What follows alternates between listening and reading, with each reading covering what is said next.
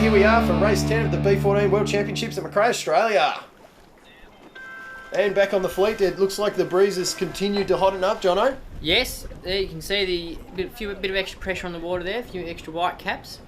Interesting to see how the boys go. And the fleet goes with that extra pressure in the last race. It's been a long 10 days of sailing. Oh, far out. Everyone's reasonably tired. Well, and we've had 3 days on the beach too.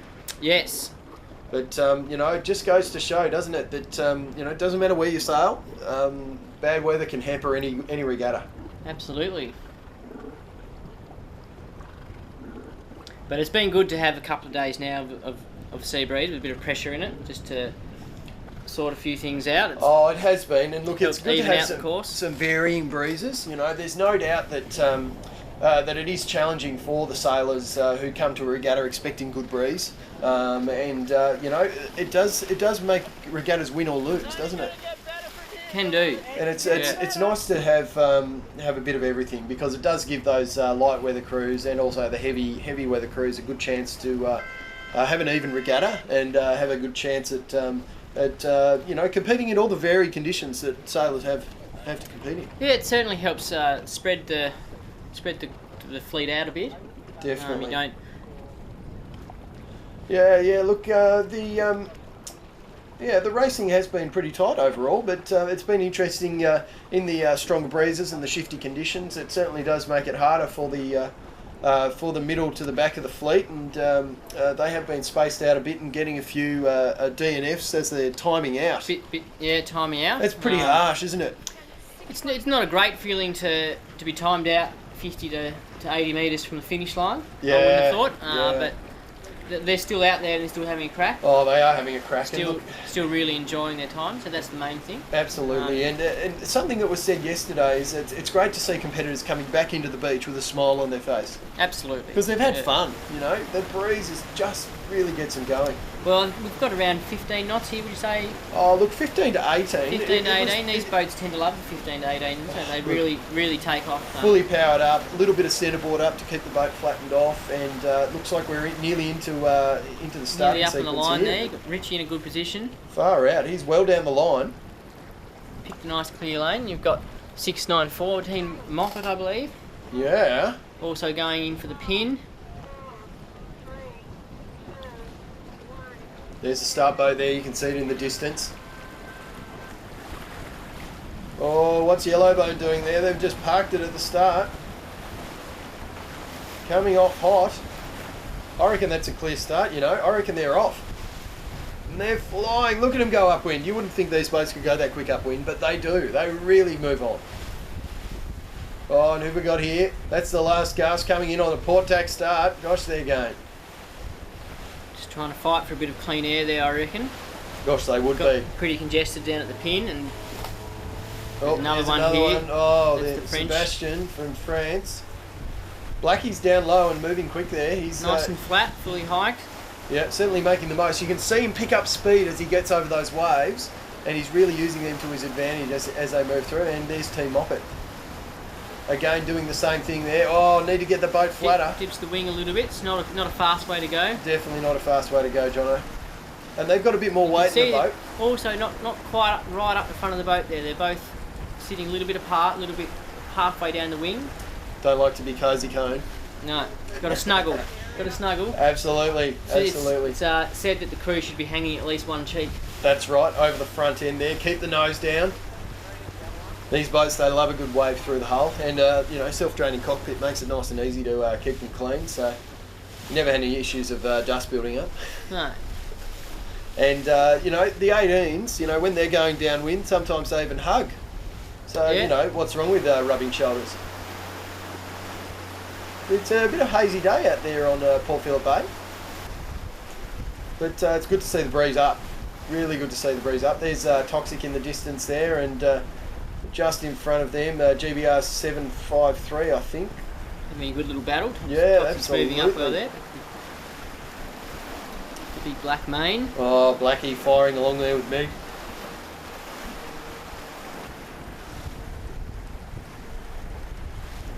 Looks to have pulled away a little bit there, 374. They've done well. Yeah, I think they've footed off there, and look, they're even in front of Blackie. I didn't realise that. So there's two main grooves, you'd say, Bez, upwind? Oh, look, absolutely. But, you know, bangers would like to think there's more than two main grooves. You've got the low, the middle, and the high groove. But it's pretty good fun. Looks like we're back up at the top mark. I think that was 13.78 there, rounding in first place. Boys doing well there. Robbie and Dave enjoying a bit of extra pressure. Absolutely, and Sophie and Andy rounding in second. Doing very well. Absolutely, they Bonework again up the front of the fleet. Have a great regatta. Gosh, they just keep pulling it out, don't they? They're just sailing really well here at their home club. Alan Davis and Kathy Watts, they're up there to this race, which would be interesting to see if they can hold on to that position in these challenging conditions. And, Toxic. Smoking over the top there. Toxic's going great guns. They must be in the top 10 round that top mark. They're doing well, just getting things ready, easing off the sheets and getting ready to go around that pin mark. There it is. Go for the big bear away. Hooking it round. Time for a kite hoist. Rocket ship there. Oh, rocket ship right on their tail. Interesting to see how the kite hoist goes. There it comes up. Cat goes out. Oh, look at that. Oh, and away Look at that. go. That's what we call the rocket ship manoeuvre. Oh, and Toxic are flying downwind on the first lap. Looks like the fleet's headed to the left side as they're going downwind. I reckon that's Rick and Alice out to the far side there. What do you think, Jono? Yeah, orange kite with the white sash. Oh, love the orange and white. All right. And at the bottom mark again here. Blue kite over there. Boats are making their way around. Breeze is still hanging in, which is good for those heavy weather sailors. Here comes Rick and Alice through now. Look at that. And Robbie and Dave doing well, nice and high there. Very well. Dave's keeping the boat nice and flat there. And looks like they're just creaming it over top of the Cunninghams. The Cunninghams will be hating life. And Dave Lorem has fallen back a bit there with Scotty Munro. They'll be looking to make some gains again going up that next Alice work. gets getting the kite in the bag very quickly and there. heading out the starboard wing mark. That will be an interesting move there. Oh, here's Team Rocket Ship. They've snuck up through inside the nude there. Just held them off after a great downwind from Richie and Lisa.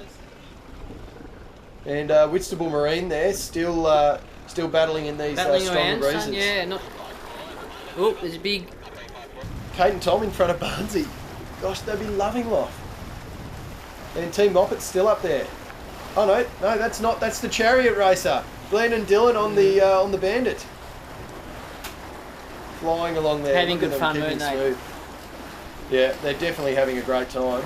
They seem to be fairly forward in the boat there, which is keeping the nose down.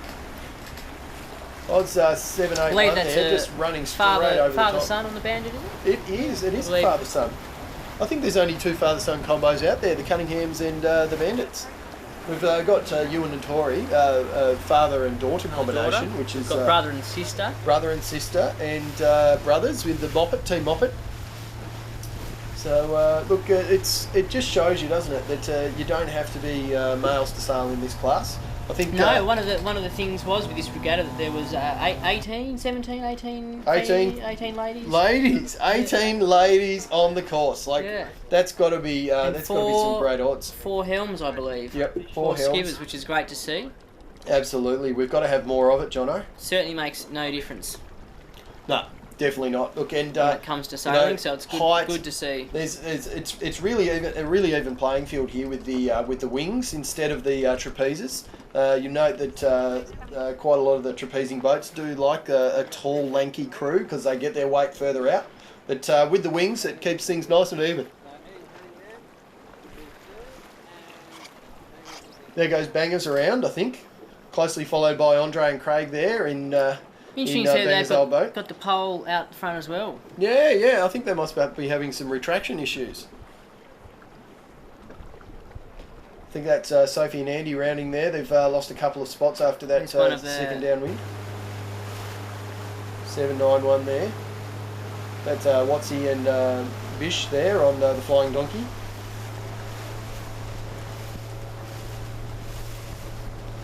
Gosh, they're getting it moving there, Sophie and Andy. Some great filming there. Look at the sun as it dips low in the water. It's really showing the the glistening surface of the racetrack there. And here's Andre and Craig. They're certainly making the most and getting things down.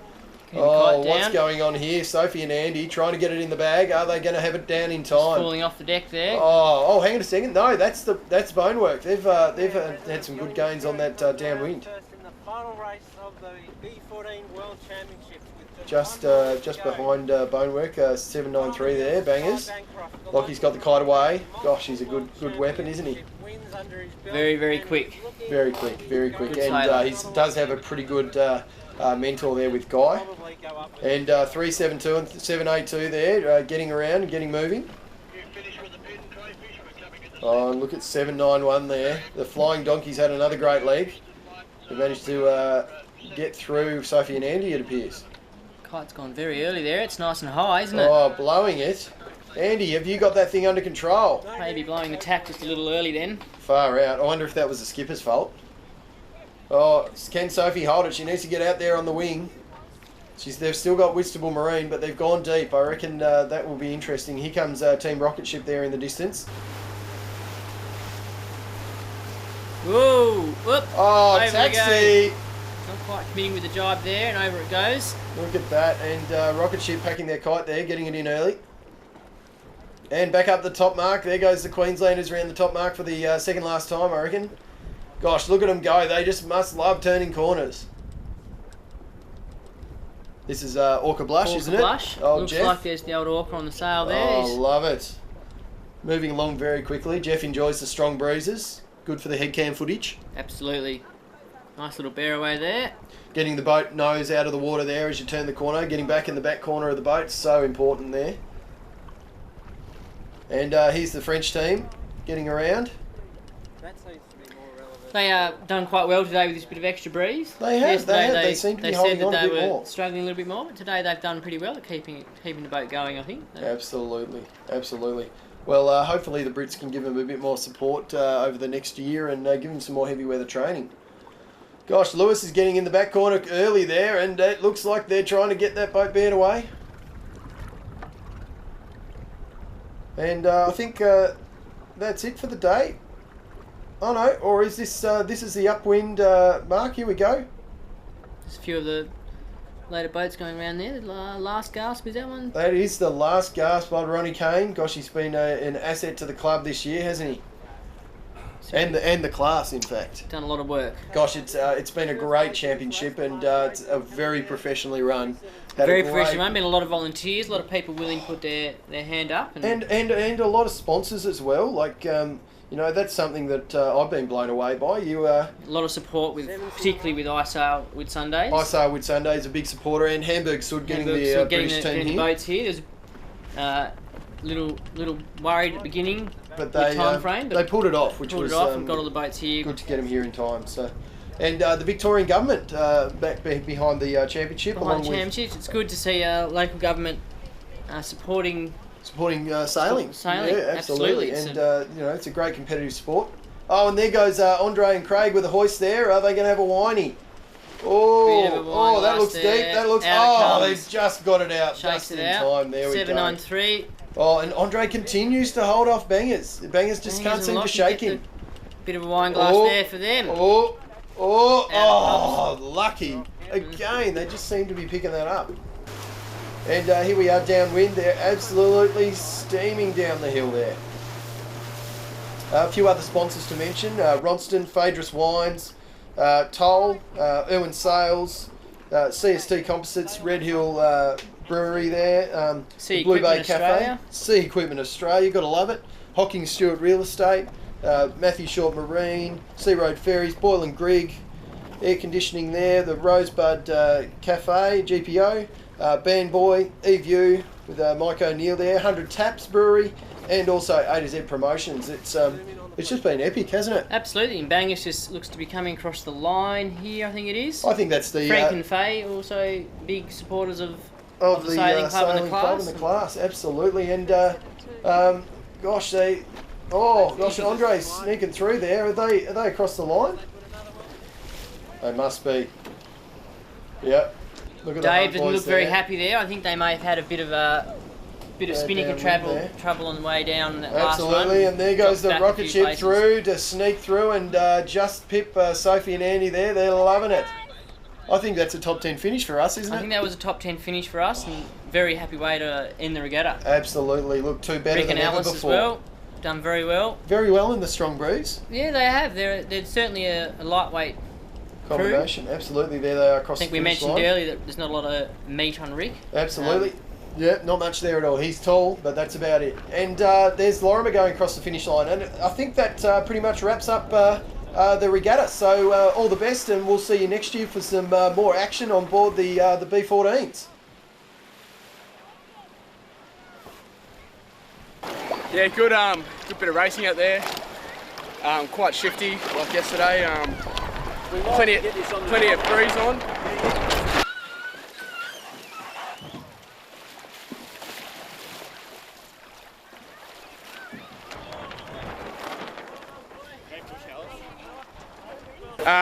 So race one, we're OCS, so we had to return to the start. So we essentially had to come back through the start line, essentially started last. The whole race just picking our way through the fleet. We got down to a situation on the last lap where we were able to take 375, Brett Frankham, our opposition, and we managed to slide through to first. So spent the whole race catching up, but managed to slide through and get the win. In the second one, we weren't anything particularly quick, but we just again we managed to hold on and just average out. I think we got about a third, which is enough to give us the title. So yeah, that's us. Yeah, we've had a great day today. I think a first and a, what was it, Lockie? A third, first and a third, first and a fourth. So pretty good for us. We needed to hang in there, and we have hung tough. Today went out there in fourth position, just behind GBR 761, and we had a good race today. The first race was a 6th overall, which is good. Second race we actually got up and had a win, which was really exciting for us both. In rising pressure, so the boat was going very well in rising pressure, which was great. We had a few mistakes in the first race, which pushed us back. We were third at the first mark, but managed to recover from those mistakes and finish a creditable 6th. So that was very good. And then the last one, we're always threatening. In fact, the last 7 races we've been threatening on with podium finishes in 3 of them. So it was good to be able to complete one with actually getting a first overall. So that was very nice way to finish the regatta in the last race. Which actually ended up getting to 3rd overall, which is even more exciting. Yeah, by 2 points apparently. So that's exciting. Yeah. Thanks very much.